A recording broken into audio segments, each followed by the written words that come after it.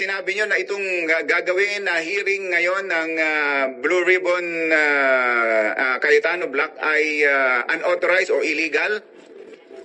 Well, hindi po ako nagdideklara na illegal. Ang sabi ko po, kung mapapatunayan na illegal yung hearing dahil ito ay sanction ng Senado, at kung naitatag na yung legitimate na Blue Ribbon Committee, ano man po ang gagawin itong hearing will possibly magkaroon ng mga kaso kung may magkakaso. Nauna na po, pwede magkaroon ng usurpation of authority.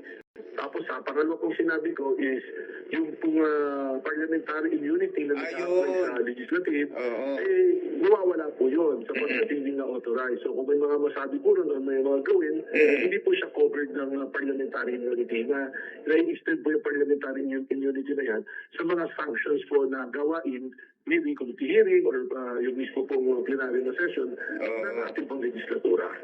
Ayun, yun pala. Mabutit nilinaw ninyo. Pero, misquote po nami-misquote. Yan, nagagalit yung mga tao. Ang sabi, kakasuhan ko raw. Oo nga. I'm speaking as a lawyer na para sa akin pong pananaw na isang abogado, ang parliamentary immunity only extends to official functions ng legislatura po. At hindi NBI ang kikilos para kasuhan sila o pakilan sila ng complaint. Hindi po kami. Tinanong lang po sa akin kasi siyempre, Jerry. Tinatanong kayo as a lawyer. Bilang director sa lawyer, pwede naman po natin siyempre ibahagi yung ating pong kaunting kaalaman. Tama po yun. Okay, pero may information ba kayo? Bakit doon gagawin sa, ang info kasi, double gem events place sa EDSA at hindi sa Senado? Well, that po sa problem. Kung may problema na po kagad yun kasi hindi siya magiging parang official na hearing. Doon na po siguro nagkakaroon ng pagreklamo ang ating mga senador na bakit mo tatawagin blue hearing na blue ribbon hearing. Kasi pag sinabi mo blue ribbon, yan na eksklusibo po sa ating pong Senado. Na yung blue ribbon, sila po nagiging o nilang pag-hearing. Una, hindi naman po sa premises ng Senado gagawin. Ang problema na magmumukha lang po yan. Hindi talaga hearing yan. That will be a press conference po mangyayari. Pero hindi ba kayo sinabina o pinadala ng imbitasyon? Wala po. Wala mga imbitasyon. Una, sino po ba dapat pumirma ng sabrina yan? So, hindi po siya matuturing na hearing. Ang problema po dito ni Mike Defensor, pinapalabas ng hearing, that is a deception also to the public. Na para bigyan mo ng plot of legitimacy na parang ito, baka totohanan hearing, binanggit na yung mga senador na darating. Tingnan po natin kung darating. Pero kung dumating po yung mga senador na yun, that will not constitute an official function. Maring, to a certain extent, sabi nila official dahil consultative, hindi po ba? Pero as a hearing, ito lang qualify sa hearing. Lalo na po ngayon, napatawag na ang ating presidente ng special session. Na nasa, naman po yung karapatan niya at kapangyarihan niya bilang isang Pangulo nakasaad po sa ating konstitusyon. So it po sa problem nagkakaroon po ng kalituhan. Hindi po dapat natin kinukompuse. Okay na po na magsalita, magsabi na ba yung pagkontra, mga bagay na kailangan sabihin. Pero let's not confuse the people na po yung taong bayan. Kung sakaling padalan kayo ng imbitasyon, ito'y committee ng Cayetano Black under si Senator Pia yata, Senator Pia Cayetano, ang chairman ng Blue Ribbon Committee Cayetano Black. Dadalo ba kayo? Wala po dumarating na imbitasyon. Pangalawa, ang nire-recognize po kayo na leadership ay yung pong leadership na itinatag ng June 3. Nagkaroon na po ng mayorya na nagbotohan. Ang nagiging issue na lang po, nasa lawyer, nagiging issue na lang is yung Senate presidency na lang. Pero as to the other issues, na-resolve na po nila yan para sa akin. Kaya nga po nung nagkaroon ng organizational meeting, ang bagong Blue Ribbon Committee na pamumuno ni Senator Enrico, lumalo po tayo dyan. Okay. Ang problema po kasi dyan sa nakikita ko sa grupo nila, sasabihin nilang hearing pero nangyayari, nagsasalita lang, yung kanilang inimbita. Katunayan, hindi na yung mga allegedly marine na nagsasalita kundi yung abogado.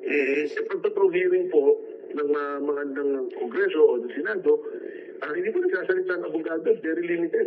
Siya na po nagkikwento paano nangyari Siya na rin po yung naglalaban bawi ng mga statement. Dating kasama, ngayon hindi kasama, nagkamali. Kung gusto mo kasuhan itong kasama ko, kasuhan mo, bibigyan kita ng ebidensya. Hindi po maganda. Okay. Tinitinan ko itong paggaganapan ng hearing, EDSA, along EDSA pala ito, malapit sa Ortigas.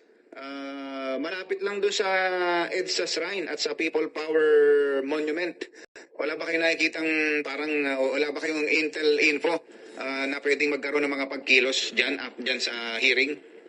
Well, lahat naman po ng ginagawa ay atin pong pinagmamasdan at atin pong ginagamit yung intelligence network natin para malaman po natin kung ano talaga yung layunin. Bakit po ganun? Tama po yan. Pwede natin isipin na siyempre ang seat lagi ng pagkilos ng people power dahil lagi ng EDSA right. So, doon din naman, nakita naman din natin nung kumikilos sila dyan sa Senado, nanganawagan, magparami at lulusog sa Malacanang. So, may mga ganun pong bagay na lalong nagdadagdag po ng kaguluhan at umaalis sa kredibilidad sa kanilang mensahe. Pero dito ho ba, sa hearing na ito, may nasagap kayong intel info na may ganong plano?